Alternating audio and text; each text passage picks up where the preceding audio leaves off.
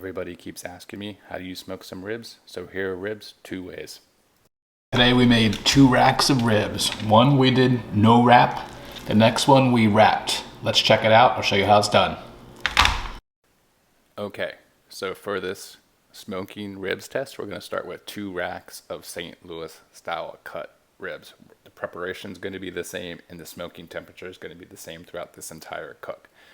How you want to start is pat those ribs dry, and then you're going to want to remove the membrane. There's a big debate on whether or not you should remove the membrane or not.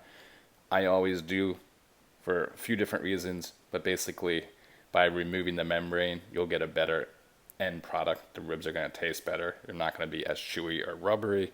And then also it really allows the seasoning to adhere to the inside and kind of penetrate those ribs as well. I use an olive oil binder.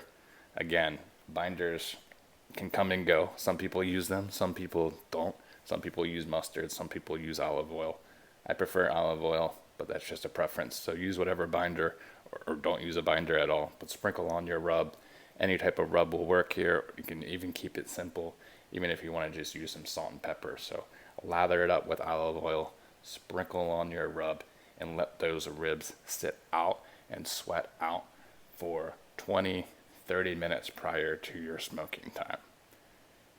For the smoker, we're going to be smoking at 250 degrees, consistent temperature throughout the entirety of this cook. So get those ribs onto the smoker at 250 degrees right on the grill grates. After an hour, that's when I start doing my spritzing. I spritz with a little bit of apple juice. You could use apple cider vinegar mixed with water, or you could just use water even if you wanted to, but I spritz every hour for those first 2 hours. And then after the first 2 hours, I'm going to take one of these racks of ribs and wrap them up. And how I like to wrap my ribs is more on the sweeter side. So this is kind of when you can add a little bit of flavor into those ribs. So I throw down a couple of pads of butter, sprinkle down some brown sugar, again for that sweetness. Also hit it up with some honey. And then I like to add in a little bit of a liquid. In this case, I'm going to use some barbecue sauce. You could also add in beer as another option. Done that before, but I'm going with barbecue sauce here. I'm going to set those ribs onto the foil, meat side down. Super important that it's meat side down, right? Wrap it up, throw it back onto the smoker for 2 hours, again at 250 degrees.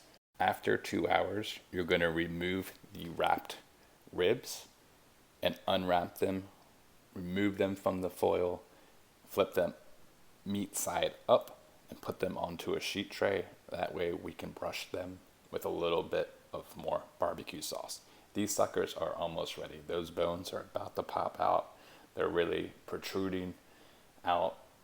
These racks of ribs probably only need about another 10 to 15 minutes on the smoker. So brush it with a little bit of barbecue sauce, back onto the smoker, 10 to 15 more minutes, and then voila, those ribs are done.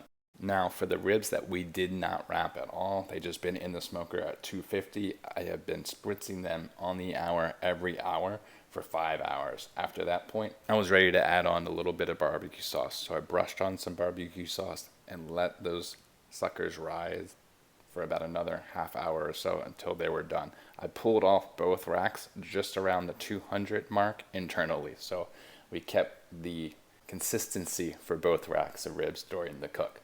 Check it out. The top one is the wrapped. The bottom rack is the unwrapped. You can see the top one, the bones are sticking out a little bit more. The bottom ones, not so much. So let's check it out. This rack has a nice smoke ring there, juicy, has some good color as well. For the wrapped rack of ribs, let's see how that turned out. Again, they pulled away nicely, has a good smoke ring, also looks very juicy and tender. Let's check out the taste. So this is the wrapped rack of ribs.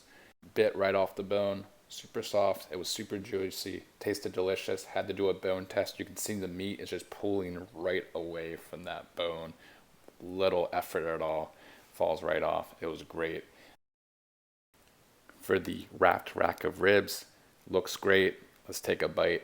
Comes right off the bone, tasted delicious as well. Now, did not pull away from the bone as much. So obviously a wrapped version, you're gonna get a little bit more of a easy pull from the bone, but at the end of the day, it was delicious. Given the opportunity, either way, you can't go wrong, whether you wrap or unwrap.